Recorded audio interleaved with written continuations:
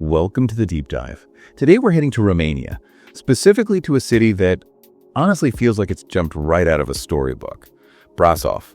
It's often called the gateway city to Transylvania, and you really get that feeling when you're there. Absolutely. It has this incredibly strong identity, doesn't it? It really does. It's this amazing blend of deep history, founded way back in 1211 by Teutonic Knights. You've got these medieval walls still standing, that classic Saxon architecture. Right, that very distinct look. And then it's surrounded by the Carpathian Mountains. Yeah. Stunning natural beauty. That mix makes it incredibly popular. The sources we looked at mention it's the second most visited city in Romania, just after Bucharest. Which brings us to the core of our deep dive today. Exactly. That very success, that popularity is creating some complex challenges. We're looking at what happens when what the EU framework calls a historic urban area, or HUA, when that area starts to feel the strain of its own appeal. So our mission here is to really analyze Brasov's response. They've got this big heritage-led regeneration plan called the Hubby N project. B-A-N, right. Yeah. And the goal they've stated is pretty ambitious: to make Brasov an authentic, multicultural, sustainable, and inclusive place. Okay, let's unpack that, because it sounds like a city actively trying to sort of manage its own success, right?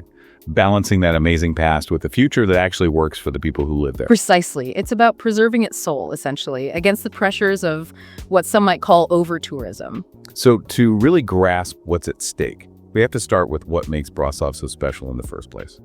Let's talk about the Old Town. Oh, the Old Town is incredible. You step in and you're just surrounded by centuries of history, those colorful Saxon townhouses you mentioned. So picturesque. They really are. And looming over it all, the absolute centerpiece is the Black Church, Biserica Niagara. It's genuinely awe-inspiring. I mean, the largest Gothic church in Romania started in the 14th century. It just speaks volumes about the city's history and its importance back then. And inside, it's just as fascinating. That huge organ, nearly 4,000 pipes, a real feat of engineering for its time. Incredible. And the Ottoman carpets. That collection is famous. Yes. It's one of the largest collections outside Turkey. Wealthy merchants and guilds donated them over centuries. Which tells you so much about Brasov's position, doesn't it? This crossroads between East and West. Exactly. That blend of Gothic architecture and Islamic art side by side. It really captures its unique role as a major trade hub. Yeah, all this history kind of radiates out from the main square, Council Square, Piaia Sfătului. Which was the heart of everything historically. Public gatherings, trials, you name it. Now it houses the Brasov History Museum, fittingly enough. But it's not just the big landmarks, is it? Sometimes it's the smaller, quirkier details that really give you a feel for a place. Oh, absolutely. Like Rope Street Stratosfori. Ah, yes, I read about this. It's tiny. It's incredibly narrow, famously one of the narrowest streets in Europe. At its tightest point, it's only about, 112 centimeters? Around 44 inches. Wow. And the interesting thing is, it wasn't just some novelty, it had a practical purpose. Right, for the firemen. Exactly. Old-time firemen and defense patrols used it as a quick shortcut, avoiding the busier market streets. Smart thinking, really. And that focus on defense, you see it all around the edges of the Old Town. Yeah. The towers, the bastions. Certainly. You've got the White Tower, the Black Tower, and the Weaver's Bastion, which is remarkably well preserved. The Weaver's Bastion is pretty special architecturally, isn't it? It really is. It's one of the few surviving examples of its kind in southeastern Europe. Known for its unique hexagonal shape and, interestingly, its acoustics. Oh, so they use it for events. Sometimes, yeah. Concerts, things like that. Using that history to create something new, which is great to see. But these aren't just museum pieces, these old structures. The city feels very alive, especially with its traditional culture. It does. The cultural calendar is packed, and these events feel deeply rooted, not just put on for tourists. Look at the crowded Junaler, the Junie procession. Yes, that's probably the most striking example. It happens the first Sunday after Easter. It's this ancient equestrian parade symbolizing spring's arrival. So lots of traditional outfits. Oh, yeah. Young men in these incredibly elaborate folk costumes, riding decorated horses through the city. It's just pure, vibrant tradition, a real community event. Then you get the more, maybe, theatrical stuff like the medieval festival in the summer. Right. Knights, jesters, jousting, all that good stuff. Reenactments, very popular. And the Christmas market, of course. Yeah. transforming the main square. Definitely. Piaz Svetului just comes alive with lights, crafts, the smell of mulled wine, vinfiert, as they call it, traditional pastries. It's magical, but again, it reinforces that local flavor. It's important for the intangible heritage. And beyond the city itself, Brasov is the launching point for exploring wider Transylvania, which is a huge part of its draw. Absolutely. Regionally, the biggest magnet, no question, is Bran Castle. Dracula's castle. Well, yes, famously known as Dracula's Castle, Romania's #1 tourist spot because of it. Though the actual connection to Vlad the Impaler is tenuous. Very tenuous, yes. It's much more tied to Bram Stoker's novel than solid history. Its real significance was as a strategic fortress, a customs post between Transylvania and Wallachia.